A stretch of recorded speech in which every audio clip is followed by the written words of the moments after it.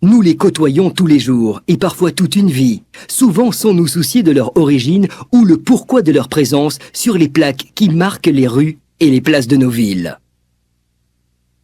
Des anciens combattants, des militaires français et russes, mais aussi des civils s'étaient donné rendez-vous autour du maire et des membres de la famille Miquel afin de commémorer l'anniversaire de la mort de l'aviateur agatois.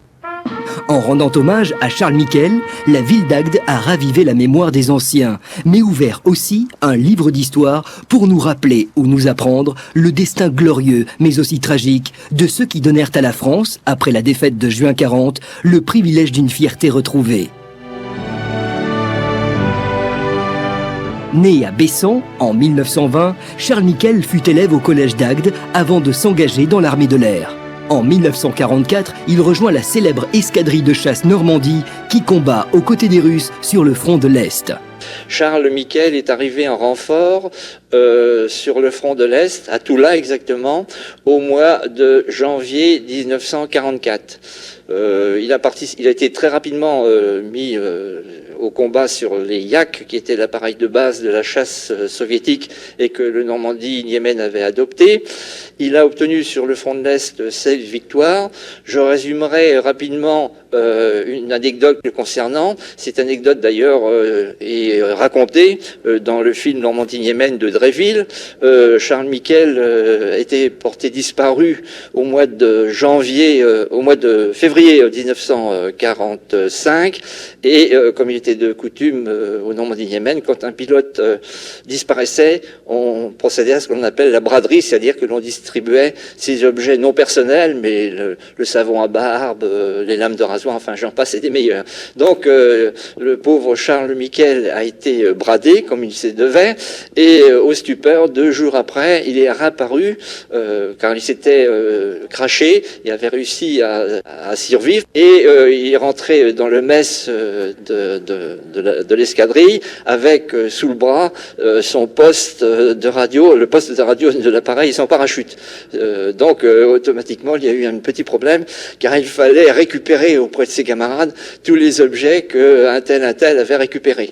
Donc je répète, il a combattu sur le front de l'Est et a obtenu 7 victoires, ce qui le classe parmi les As. Malheureusement, il a été porté disparu et malheureusement, effectivement, il fait partie des 42 pilotes sur les 96 qui ont participé au combat. Donc, il fait partie des 42 pilotes qui sont morts là-bas et qui n'ont jamais revu le ciel de France.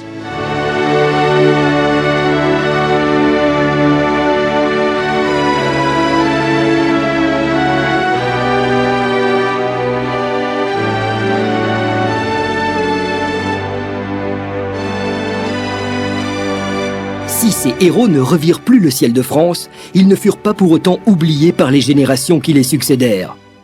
Alors Charles Miquel fait partie de tous ces héros que nous avons dans l'armée de l'air, qui sont morts en service aérien commandé, certains comme lui lors des conflits, d'autres en temps de paix, et comme tous ses camarades, il fait partie de nos héros que nous devons de fêter et de commémorer. Et il y a un devoir de mémoire qui est très important au niveau de l'armée de l'air. Donc ces héros-là, nous les célébrons le plus souvent possible et à chaque fois que l'occasion s'en présente. Au Cap d'Agde, la toute dernière génération était présente ce matin-là pour découvrir en rang serré le destrier moderne des Chevaliers du Ciel. Autrement dit, un Mirage 2000 posé pour la circonstance devant le Palais des Congrès. Alors on a été très bien accueillis sur le Cap d'Agde. La population a vu ça avec un œil curieux et intéressé. On a vraiment eu un accueil très chaleureux. Donc apparemment les gens sont satisfaits de voir cet avion de chasse parqué sur le parking Provence devant le Palais des Congrès. On a un nombreux public et ça marche très bien. Quant à savoir qui sera un jour pilote, et si certains hésitent encore, d'autres ont par contre très vite saisi la finalité d'un avion de chasse. J'aimerais bien parce que j'aimerais bien lancer des missiles, conduire dans l'air Et j'aimerais bien avoir plein de, comment dire, de maquettes, plein de choses. Avoir des médailles. Parce que je trouve que c'est pratique là-haut quand, si jamais quelqu'un nous tire dessus sur l'avion, eh ben on a tout ce qu'il faut pour sauter. Je voudrais bien faire pilote. Parce que je trouve que c'est un beau métier. Si l'action de Charles Miquel reste un exemple de courage et d'abnégation, il faut qu'elle soit pour les générations à venir aussi source d'une réflexion sur la paix et la liberté. Alors, et alors seulement, le sacrifice de Charles Miquel et de ses compagnons n'aura pas été vain.